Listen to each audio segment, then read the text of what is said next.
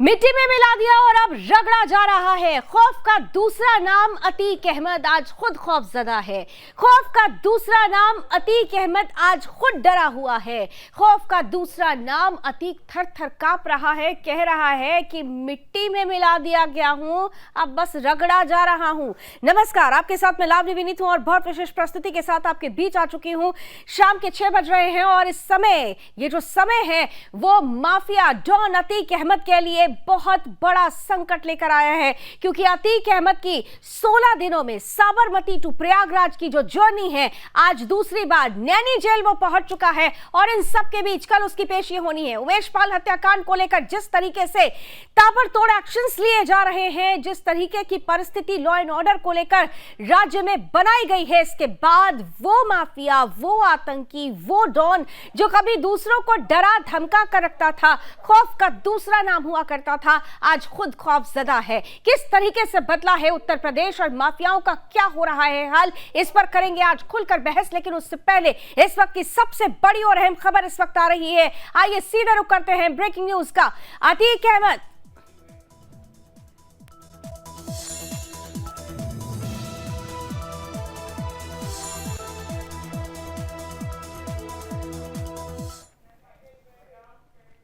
चलिए, बड़ी खबर यह है कि अतीक अहमद प्रयागराज पहुंच चुका है और प्रयागराज पहुंचते ही जो उसकी भाव भंगिमा थी, आपको पहली बार याद होगा जब अपहरण कांड में साबरमती जेल से प्रयागराज लाया जा रहा था तो एक रिस्पॉन्ड आया था अतीक अहमद का, जब कहा था उसने कि डर किस बात का। लेकिन आज जो रिस्पॉन्ड आया है कि मिट्टी में मिला दिया गया हूं, अब तो रगड़ा जा रहा है, ये महत्वपूर्ण है। वो बताता है कि किस तरीके से माफिया और डॉन उत्तर प्रदेश में मिट्टी में मिलाए जा रहे हैं। प्रयागराज में पहुंच चुका है अतीक अहमद, जहां सुरक्षा व्यवस्था के पुख्ता इंतजाम है। प्रयागराज नैनी जेल में अतीक अहमद को रखा गया है। कल सीजेएम कोर्ट में पेशी होनी है। साबरमती जेल से प्रयागराज तक 16 दिनों में ये दूसरी जर्नी। पूरे रास्ते डर से कांपता रहा यूपी का ये गैंगस्टर। प्रयागराज पहुंचने से पहले जहां भी 2 जगह गाड़ियां रुकी और दोनों ही जगह पर ही जो प्रतिक्रिया थी, जो चेहरे की भाव भंगिमाएं थी, वो ये बता रही थी कि अतीक किस तरीके से डरा सहमा हुआ है। अब उसके साथ क्या हो सकता है, क्या होने वाला है, इसका अंदाजा उसकी भाव भंगिमाओं को देखकर लग रहा था। इन सब के बीच आइए हमारे साथ मेरे सहयोगी प्रयागराज से पवन उपाध्याय जुड़ रहे हैं, उनसे ताजा अपडेट लेते हैं। पवन, अतीक अहमद प्रयागराज पहुंच चुका है। इस वक्त अतीक अहमद प्रयागराज के नैनी जेल में पहुंच चुका है, जहां पर पुख्ता पूरा इंतजाम है। अभी कुछ देर पहले नैनी जेल को जेलर थे, वहां निरीक्षण किया था, हर बैरिक को देखा था, वहां पे चेक किया था कि कोई ऐसी दिक्कतें नहीं आई।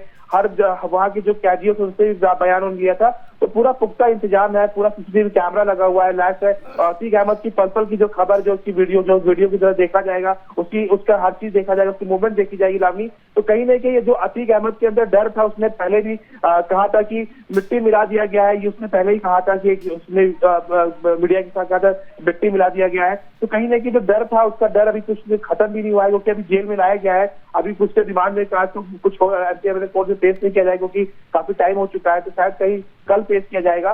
तो देखा जा रहा है कि रिमांड में लेने के बाद पुलिस से पूछताछ भी करेगी, सख्ती से पूछताछ करेगी। पवन, कल सीजेएम कोर्ट में पेशी होनी है, कितने बजे पेशी है और उसे लेकर क्या अपडेट है आपके पास?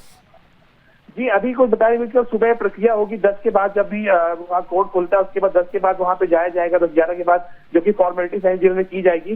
तो लगभग 11 बजे का समय जो बताया जा रहा है कि समय वहाँ पे अतीक को ले जाया जा सकता है, क्योंकि कोर्ट खुलने के बाद ही कुछ होगा। तो अभी सुबह के बताया जाएगा कि उसके बाद क्या प्रक्रिया हो सकती है, क्या नहीं हो सकती है। रामी पवन, इन सब के बीच क्योंकि इस पूरे मसले पे अब ईडी की भी एंट्री हो गई है, ये खबर आ रही है कि जो अतीक के करीबी हैं, जो अब अतीक के गैंगस्टर होने में उसको लगातार सहयोग देते रहे, उनकी संपत्तियों पर अब नजर है सीधे सीधे। इस कार्रवाई को लेकर क्या जानकारी है आपके पास?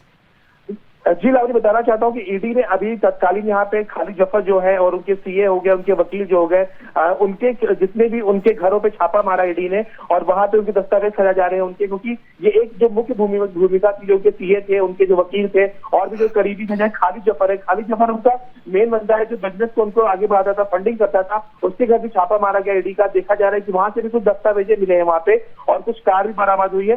तो ईडी का एक बड़ा छापा, काफी पूरी टीम वहां पे है अभी। तो और सुबह से वहाँ पर 30 आदमी से कल छापा किया जा, देखा जाए तो कुछ दस्तावेज मिले गए हैं और उसमें से कुछ अहम कुछ चीजें भी मिली गई है जिससे आगे की रणनीतियां पुलिस अपना सकती है। ठीक है पवन, आप नजर बनाकर रखिएगा क्योंकि अब तो एक एक क्षण एक एक पल बहुत ज्यादा महत्वपूर्ण होने वाले हैं। एक गैंगस्टर पर बड़ी कार्रवाई, जिसका 44 साल का एक बड़ा साम्राज्य हो, लेकिन जिस तरीके से राजनीतिक संरक्षण मिलता रहा, पहली बार कन्विक्टेड हुआ। 16 दिन पहले ही आपने देखा कि अपहरण मामले में उसे कन्विक्टेड किया गया और इसके बाद अब उसी अपहरण मामले के बाद अब राज्यपाल हत्याकांड में किस तरीके से अतीक का नाम, अतीक की उपस्थिति और अब उस उपस्थिति, उस नाम के बीच में उस माफिया का डर, सब कुछ ये बता रहा है कि एक प्रण जो उत्तर प्रदेश की सरकार में मुख्यमंत्री योगी आदित्यनाथ ने लिया, उस प्रण को पूरा करने के लिए एक मजबूत आधार और तस्वीर भी प्रस्तुत की जा रही है। पवन, थैंक यू सो मच हमारे साथ जुड़ने के लिए, अपडेट देने के लिए। आपके पास हम बार बार आते रहेंगे, लेकिन इससे पहले आइए, आज की चर्चा की शुरुआत भी जरूरी है। शुरुआत से पहले ये टीजर रिपोर्ट जो कह रही है कि खुद अतीक कह रहा है मिट्टी में तो मिला दिया गया, अब रगड़ा जा रहा।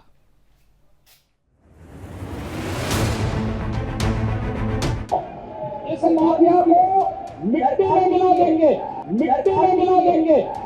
आप सबका बहुत बहुत शुक्रिया। हमारा परिवार पूरी तरह से बर्बाद हो गया, समाप्ति पहले ही हो चुकी थी। सुना आपने, ये वो माफिया है जिससे सब डरा करते थे, लेकिन आज ये खुद डर रहा है। ये वो गैंगस्टर है जो जिसके कारण आम जनता का जीना दुश्वार हो रहा था, लेकिन आज ये खुद घुट घुट कर जीने को मजबूर है। ये वही अतीक है जो कभी आतंक बनकर पूरे उत्तर प्रदेश पर छाया हुआ था, जिसके डर से शासन प्रशासन के बड़े बड़े नेता और अधिकारियों के पसीने छूट जाया करते थे, जिसके खौफ के साए में आम जनता जीने को मजबूर थी। मुख्यमंत्री योगी आदित्यनाथ ने जैसे ही अपना वादा पूरा किया और माफियाओं के साम्राज्य को मिट्टी में मिलाया, पूरा विपक्षी दल तिलमिला पड़ा। माफिया और गैंगस्टरों का अप्रत्यक्ष समर्थन करते हुए कानूनी कार्रवाई पर सवाल खड़े करने शुरू कर दिए। बता दें कि माफिया अतीक अहमद को साबरमती जेल से प्रयागराज लाया जा रहा है। अपने सफर में डॉन अतीक डरा सहमा सा नजर आया। वहीं जब मीडिया ने उससे बात की तो अतीक का डर बाहर आया। उसने कहा कि माफियागिरी खत्म हो चुकी है, अब बस उसे रगड़ा जा रहा है। अब देखना ये होगा कि अतीक को कब तक रगड़ा जाना बाकी है। Bureau report, Sudarshan. आकर के मेरे दरवाजे पे चढ़ के तीनों को मार दिए, तीनों शहीद हो गए। उसका हमें अभी तक क्या रिजल्ट मिला? कोई रिजल्ट नहीं मिला। एक मेरा बेटा था, दो और जो बेटे थे वो भी तो किसी के औलाद थे, लेकिन मेरे बेटे के साथ मरे तो साथ में वो भी मेरे बेटे हैं। तो 3 की हत्या हुई है। एक काली कोट पे था, 2 खाकी वर्दी पे थे। तो बताइए, जब काली कोट और खाकी वर्दी की इज्जत नहीं की, उन्होंने मेरे दरवाजे पर चढ़ के मारा और आज तक मुझे इंसाफ नहीं मिला। अतीक कहता है कि मेरा अपहरण में नाम झूठ आया, अब मेरे बेटे का मर्डर में नाम झूठ आ रहा है। तो क्या हवा या तूफान आके सब कुछ कर गया?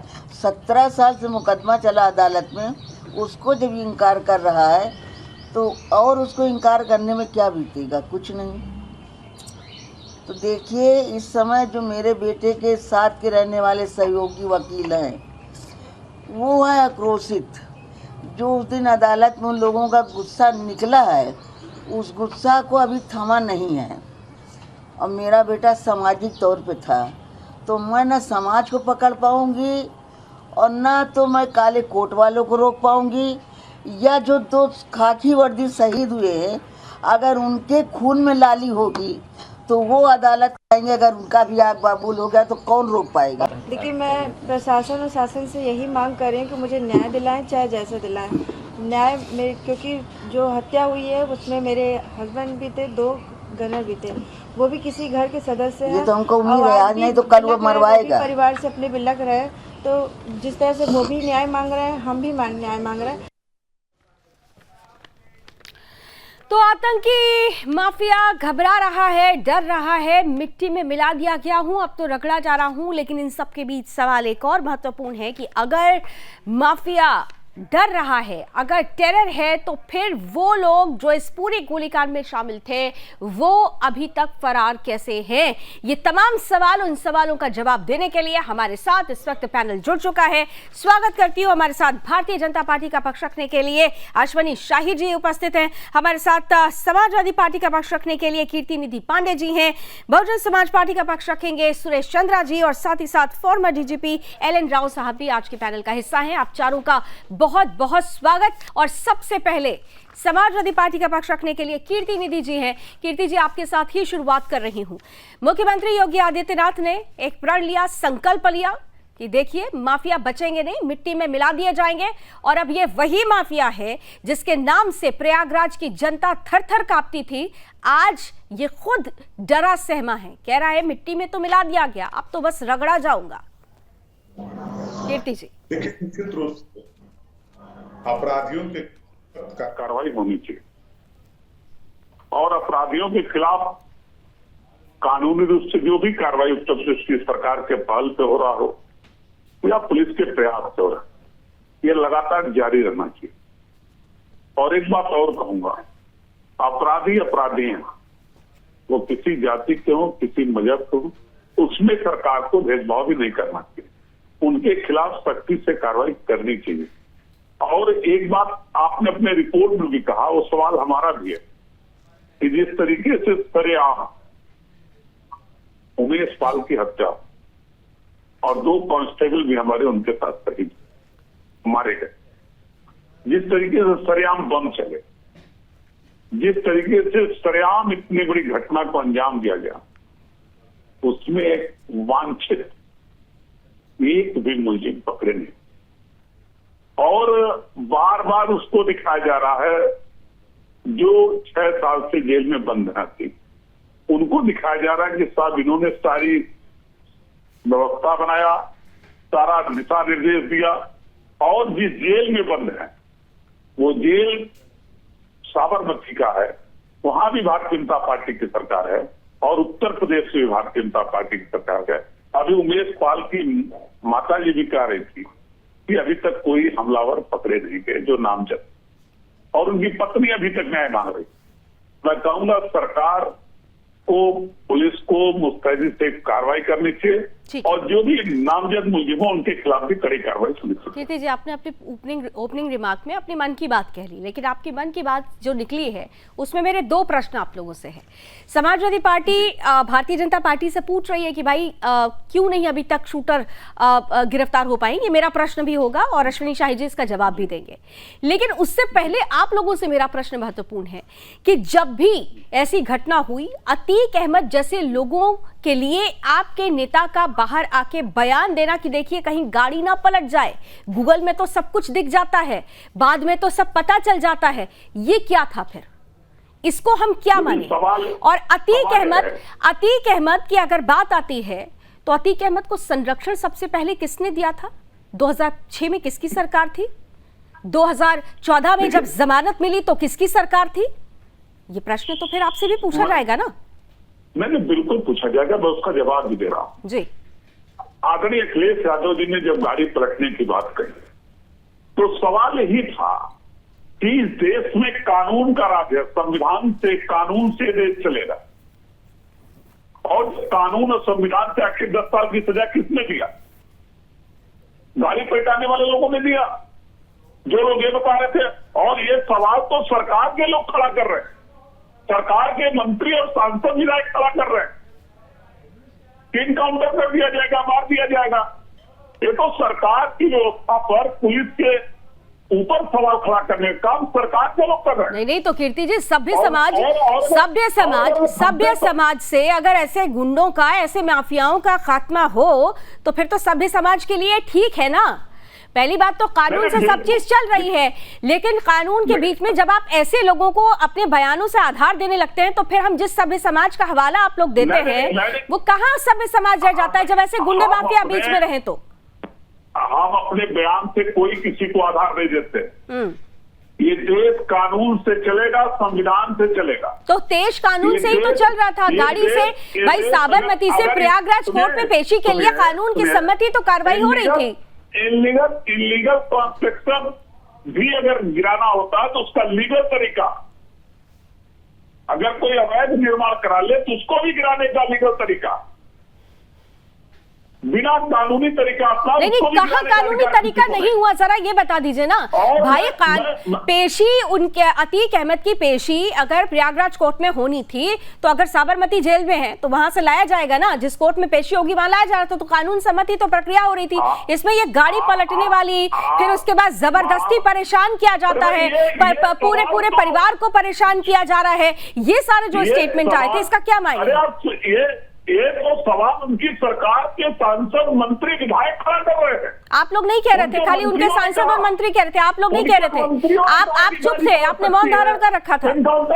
अरे आपने मौन धारण कर रखा था। उनसे मैं पूछ लूंगी आपका सवाल, कीर्ति जी, आपके मन की बात उनसे पूछ लूंगी। अभी अश्विनी जी दे देंगे जवाब इसका, आपके मन में जो चल रहा है। भारतीय जनता पार्टी के मंत्री और सांसद। अरे भाई कीर्ति जी, भारतीय जनता पार्टी के प्रवक्ता के रूप में अश्विनी शाही जी हैं, अभी इसका जवाब देंगे, लेकिन आप समाजवादी पार्टी का पक्ष रख रहे हैं ना, तो मैं आपसे पूछ रही हूँ कि सपा नेता, सपा प्रमुख ये बात क्यों कह रहे थे? बाकायदा प्रेस कॉन्फ्रेंस करके फिर ये बात क्यों कह रहे थे? आप लोग ये बात क्यों कह रहे थे? देखिए, समाजवादी पार्टी के राष्ट्रीय अध्यक्ष ने बात तब कहा जब भारतीय जनता पार्टी के नेताओं ने खुलेआम इस तरीके की अनर्गल बयानबाजी शुरू कर दी। अच्छा, तो आपने उनके सुर में सुर मिला लिए। अभी आप कानून की बात कर रहे थे, फिर उसके बाद आपने सुर में सुर मिला लिए। वाह, ये तो अच्छा है, ये तो अच्छा है। सहूलियत के हिसाब से आप ये कह रहे हैं कि हमारे मन माफिक उन्होंने बयान दे दिया और हमने उसको लपक लिया, ये आपने सहूलियत दिखा दी। मन माफी ने पुलिस के इकबाल पर सवाल खड़ा किया, सरकार के लोग। मैं आपसे ही तो पूछ रही हूँ ना, सरकार के लोग कर रहे थे, उसका जवाब अश्विनी जी देंगे। आप लोग ऐसा क्यों करने लगे थे? पहली प्रतिक्रिया आप कह रहे हैं उनकी तरफ से आई तो आपने वो लपक लिया ना, बाद में जो प्रतिक्रिया दी आपने लपक लिया मुद्दे को। आपके नेता तो यहां तक कहते हुए सुने गए कि भाई परिवार को परेशान किया जा रहा है, जबकि पूरा वीडियो फुटेज एक बता रहा था कि किस तरीके से इस माफिया का परिवार भी खुद माफिया बना हुआ है।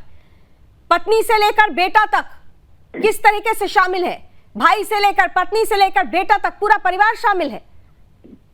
जो शामिल होगा कानूनी रूप से उसके खिलाफ जो कार्रवाई सरकार करना चाहती है करना चाहिए। चलिए अश्विनी शाही जी, कानून की बार बार बात आ रही है, दो प्रश्न सीधा सीधा करूंगी। एक तरफ तो ये कहा जा रहा है क्योंकि आपके ही नेता लोग ऐसी बयान दे रहे थे, इसलिए देखिए उन्होंने कहा कि भाई पहले वो लोग दे रहे थे फिर हमने देना शुरू कर दिया। दूसरा महत्वपूर्ण सवाल यह है कि एक प्रण जो मुख्यमंत्री ने लिया मिट्टी में मिलाने का, आतंकी माफिया डरा हुआ नजर आ रहा है, ये अतीक अहमद डरा हुआ नजर आ रहा है, लेकिन सवाल यह है कि अतीक डरा है, शूटर कहाँ है? अभी शूटर तक पहुंच क्यों नहीं हो पा रही? वो शूटर्स जिन पर 5-5 लाख का इनाम भी रख दिया गया, उन तक पहुंच क्यों नहीं हो पा रही है? जी लावणी जी, बहुत बढ़िया सवाल है। और इस समय आज आपने जो दिखाया, आज उत्तर प्रदेश में के मुख्यमंत्री जी जो माननीय योगी आदित्यनाथ जी के उस दृढ़ संकल्प का ही नतीजा है कि आज माफिया माफी मांग रहा, स्पष्ट रूप से जो आपने बताया। और जो भागे हुए लोग हैं उनके पीछे पुलिस की टीम लगी हुई है। अरबाज मारा जा चुका है और दूसरा जो गोली चलाने वाला शूटर है वो मारा जा चुका है, एक जेल के अंदर है। तो ऐसा नहीं है, पुलिस अपना काम कर रही है। लेकिन आज ये देखने को मिल रहा है लावणी जी, हमारे कीर्ति भाई जो है कहते कहते रुक गए थे थोड़ा सा। रामगोपाल जी का नाम नहीं लिया इन्होंने। रामगोपाल जी तो प्रेस कॉन्फ्रेंस में मौजूद थे, वो तो आंसू बहा रहे थे अतीक के लिए। क्यों है? क्योंकि इनकी आदत है, जब इन लोगों ने आतंकवादियों के लिए आंसू बहाए और उन आतंकवादियों के वजह से हाईकोर्ट से इनको डांट पड़ी, तब भी नहीं सुधरे। हमारे बसपा के साथी बैठे हुए, मुख्तार अंसारी को Z+ की सिक्योरिटी, मायावती जी बोलती थी गरीबों का मसीहा है। और जिस उमेश पाल की जो है अपहरण हुआ था, उस समय किसकी सरकार थी? 2006 में कीर्ति भाई आपकी सरकार थी, मुकदमा दर्ज नहीं हुआ था और आज सजा उसको मिल गई है। उत्तर प्रदेश में अपराधी पनपने नहीं पाएगा, चाहे जो भी हो। आज स्थिति यही है पूरे उत्तर प्रदेश की, पूरब से पश्चिम की मैं बात कर रहा हूं। पहली बार किसी ने विश्व के पटल पर देखा होगा कि अपराधी ये कह रहा होगा। आज अतीक जैसे अपराधी का बयान आपने सुनाया लावणी जी। इस तरीके के बहुत अपराधी जो थाने में बोर्ड लेकर पहुंचते हैं कि हमको गिरफ्तार कर लिया जाए, और जिस दिन माननीय मुख्यमंत्री जी ने कहा था कि अपराधियों को हम ठोक देंगे या उनकी जगह जेलों में होगी, तो सबसे पहला विरोध समाजवादी पार्टी के नेता अखिलेश जी ने किया था, क्योंकि ये पल्लवित और पुष्पित करते हैं उन अपराधियों को, मस्जिदों में बैठाकर तुष्टीकरण की राजनीति करते हैं, वोट बैंक, और हम संतुष्टीकरण की राजनीति करते हैं। हम संतुष्ट करते हैं प्रदेश की 25 करोड़ जनता को कि सुरक्षा की गारंटी हम देते हैं। कहाँ संतुष्ट है? अभी आपने सुना ना, उमेश पाल की माता जी को भी आप सुन रहे थे, उनकी पत्नी की क्या रिएक्शन को भी सुन रहे थे। कहाँ है उनको संतोष? वो कह रही है कि कोई नहीं, बाहुबली अभी भी बाहुबली बना हुआ है।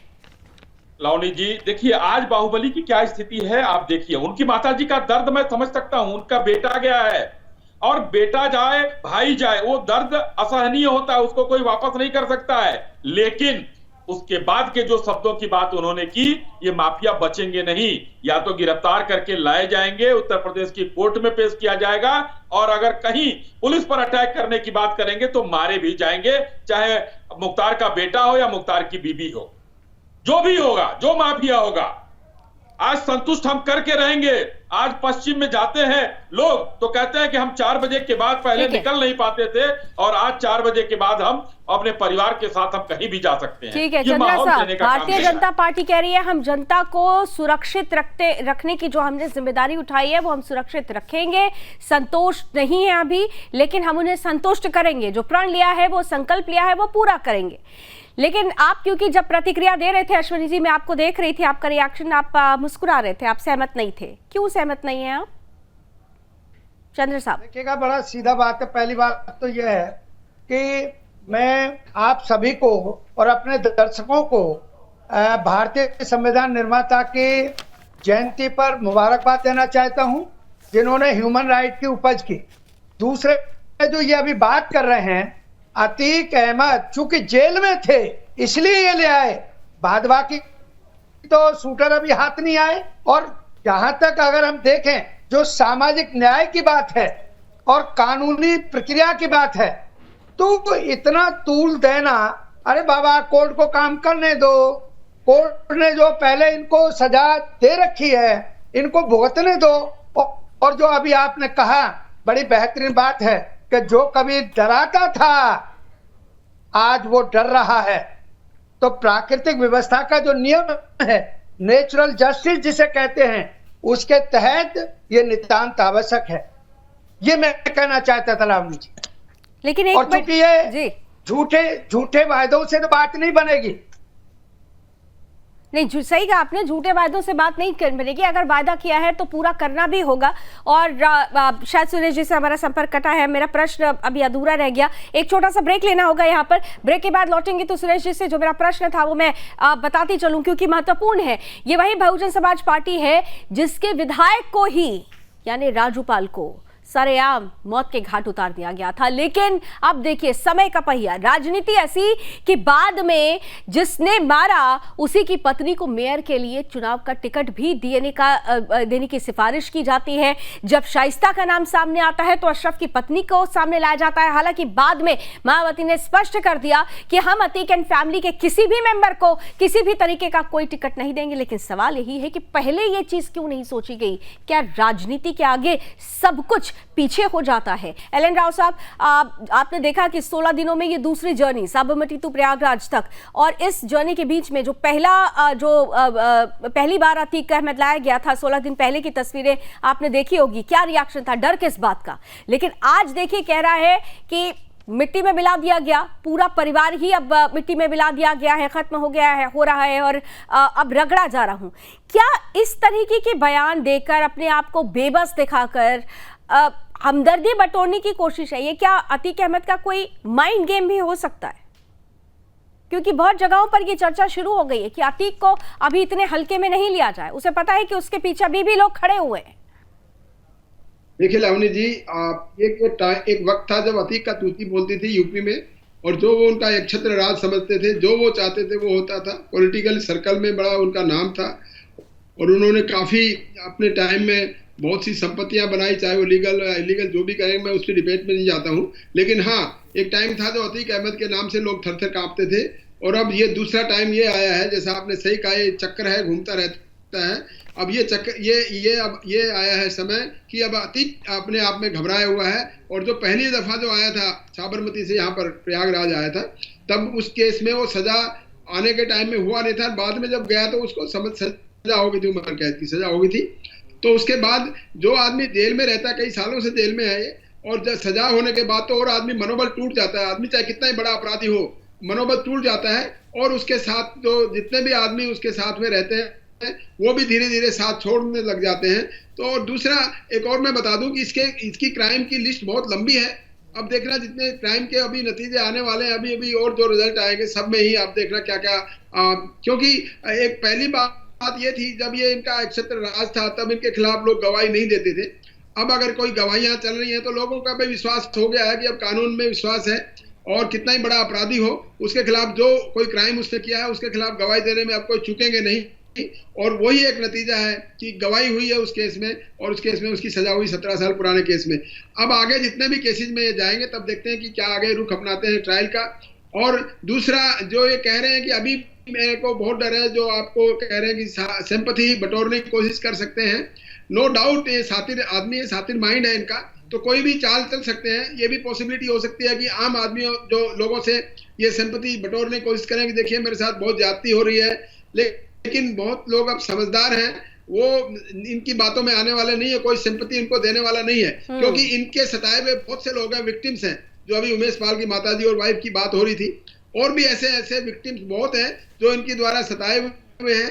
जिस प्रकार से इन्होंने इलीगल काम कर करके या लोगों को डराकर संपत्तियां बनाई हैं, या वो जो भी गलत काम किया है उनके सबके विक्टिम्स होते हैं। हर एक केस में कोई एक जो अपराधी होता है उसके साथ में विक्टिम जड़ा होता है। तो हर केस के विक्टिम को भी अभी ये शांति मिलेगी, और मैं समझता हूँ विक्टिम और गवाह हर एक केस में अब जाके महत्वपूर्ण बात आपने कही, महत्वपूर्ण बात आपने कही कि लोग समझदार हो चुके हैं। कीर्ति जी, लोग समझदार हो चुके हैं, वो देख समझ रहे हैं। तो फिर राजनेता और राजनीतिक पार्टी क्यों नहीं समझदार हो रही है? क्यों ऐसे लोगों के खिलाफ कुछ ऐसे बयान दे दिए जाते हैं, कुछ ऐसा आधार तैयार कर दिया जाता है जैसे लगता है कि पता नहीं कितना इनको परेशान किया जा रहा है। लोग समझदार हो गए हैं, राजनेता क्यों नहीं समझदार हो रहे हैं? कीर्ति जी, हमारे नेता आदरणीय अखिलेश यादव जी ने सदन के अंदर कहा और सदन के बाहर भी कहा कि उत्तर प्रदेश की सरकार को माफियाओं की सूची जारी करना चाहिए। मुख्यमंत्री जी ने बयान दिया था सदन के अंदर कि हर जनपद में एक मुख्य अपराधी पैदा कर दिया समाजवादी पार्टी, और हम कह रहे हैं अपराधियों की सूची जारी कर दीजिए उत्तर प्रदेश के सभी अपराधियों। तो पहला नाम तो अतीक अहमद का ही है, पहला नाम तो अतीक अहमद का ही है जिस पर हम लोग चर्चा कर रहे हैं। संरक्षण किसने दिया था 2006 में? अरे उसके बाद की फहरिस्त की भी बात करेंगे, लेकिन चर्चा आज अतीक अहमद पर हो रही है, तो जरा अतीक पर ही बात कर लीजिए। 2006 में किसकी सरकार थी?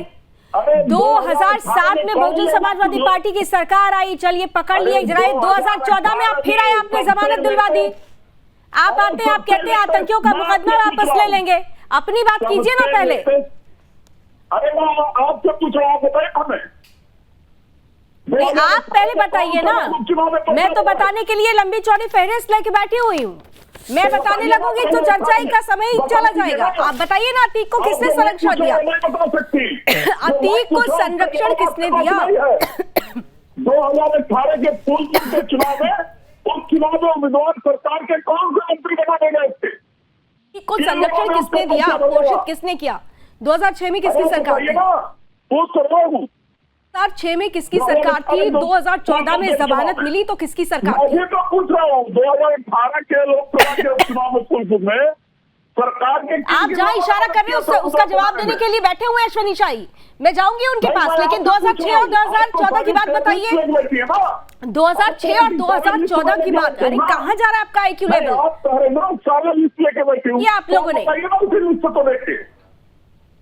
उसी लिस्ट में पढ़ के बताइए, हम भी जान जाए कि कितना लंबा लिस्ट लेके आप आज डिबेट करा रही हैं। मालिक, आप 2006 और 2014 को क्या नजरअंदाज कर रहे हैं? 6 और 14 नहीं सुनाई दे रहा है क्या? 6 और 14 सुनाई नहीं दे रहा है क्या? या मैंने आपकी ऐसी दुखती रथ पर हाथ रख दिया है जहां पर आपको तकलीफ हो रही है? शाही साहब को आमने सामने कीजिए जरा, शाही जी को आमने सामने कीजिए। फिर 2018 के लिए पूछ रही हूँ उनसे, 2018 के लिए जानकारी चाहते हैं ना, मैं पूछूंगी, लेकिन आप पहले 6 और 14 पे नहीं बता पाए। अश्विनी शाही और कीर्ति जी को आमने सामने कीजिए। लावणी जी देखिए, इन लोगों ने क्या किया, लोगों को अपराधियों को महिमा मंडित किया। और आज मैं आपको बताना चाहता हूं कि हम लोगों ने लगभग 300 फास्ट ट्रैक कोर्ट बनाए, गैंगस्टर एक्ट में 65,000 लोगों को अपराधियों को बंद किया, रासुका में 900 अपराधियों को बंद किया, 2800 करोड़ की संपत्तियां जब्त कराई, एनकाउंटर 11,000 हुए जिसमें लगभग 200 के आसपास मारे गए अपराधी। सजा दिलाने में मैं बता रहा हूँ, इतने सजा दिलाने में हम लोगों ने 11,000 से ऊपर सजा दिलवाया। प्रोसिक्यूशन इतना तगड़ा है हमारा कि 11,000 से ऊपर लोगों को सजा हुई।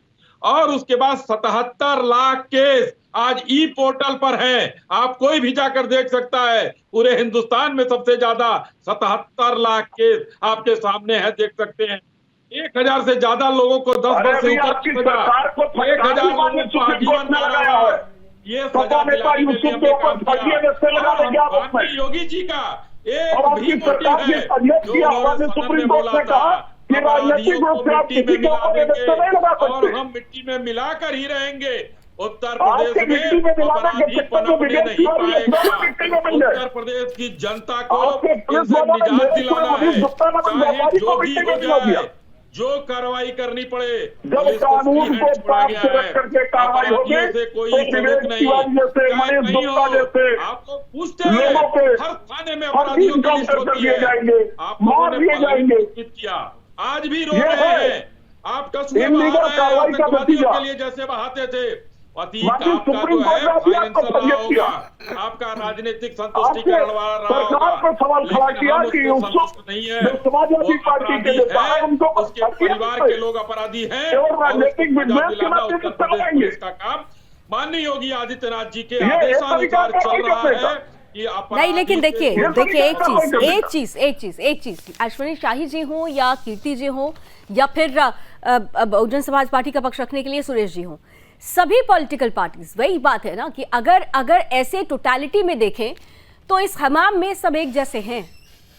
आप किसी एक को बहुत ज्यादा पाक साफ नहीं कह सकते, लेकिन सवाल ये उठता है, सुनिए कीर्ति जी, केवल बोलने से बात नहीं चलेगी। हाँ सुरेश जी सुनिए, सुरेश जी मैं आपसे आपके पास आ रही हूँ आपके पास। आपका फोन कट गया था उस वक्त, मेरा प्रश्न अधूरा रह गया था। मैं क्यों कह रही हूँ कि इस हमाम में सब एक जैसे हैं? जब आप राजनेताओं को, राजनीतिक पार्टियों को अपनी सहूलियत के लिए किसी चेहरे में वोट बैंक दिखता है तो आप उसको बेस देने लगते हैं। आपकी ही पार्टी के विधायक थे जिसकी सरेआम हत्या कर दी गई थी, लेकिन उसी जिसने हत्या की, उसी हत्यारे के परिवार की सदस्य को आप लोग मेयर का टिकट देने के लिए नाम सामने करने लगे। मतलब कहीं राजनीतिक शुचिता ही नहीं है। आपने कैसे सोच लिया? आपकी ही पार्टी के विधायक थे ना। माननीय बहन जी ने, बहुजन समाज पार्टी के राष्ट्रीय अध्यक्ष हमारे नेता माननीय बहन जी ने पहले ये क्लियर कर दिया था कि यदि अतीक की घरवाली का अगर नाम आता है, टिकट नहीं होगी और किसी भी कीमत पर नहीं होगी। मान्य बहन जी स्पष्ट आने के बाद जब सवाल पूछे जाने लगे, जब उनको कटघरे में खड़ा किया जाने लगा, तब उनको लगा कि भाई अब गलत हो रहा है, अब ये गलत हो रहा है, इसलिए डिसीजन ले लेते हैं। इससे भी मन नहीं भरा, तो अशरफ की पत्नी को टिकट ऑफर कर दिया गया।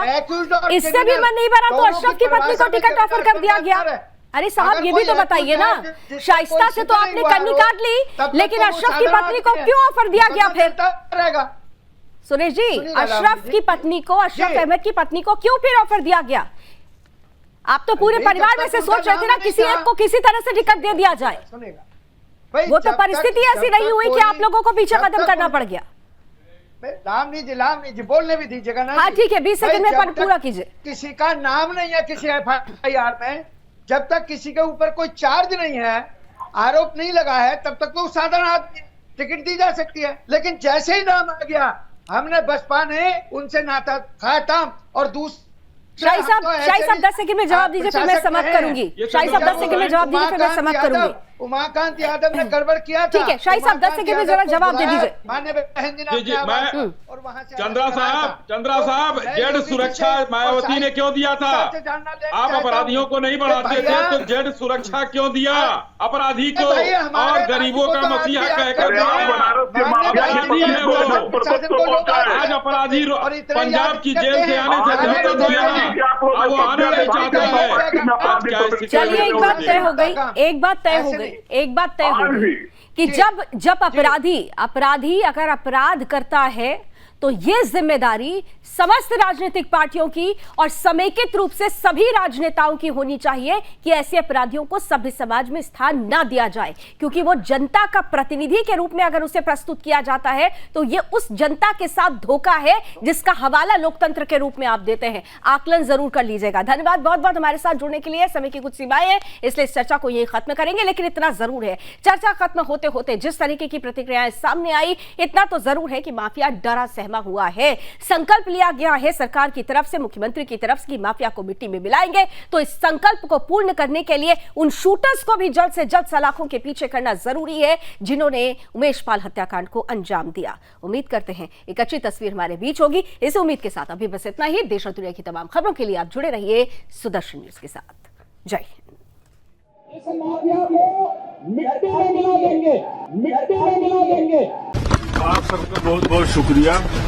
हमारा परिवार पूरी तरह से बर्बाद हो गया, समाप्ति पहले ही हो चुकी थी।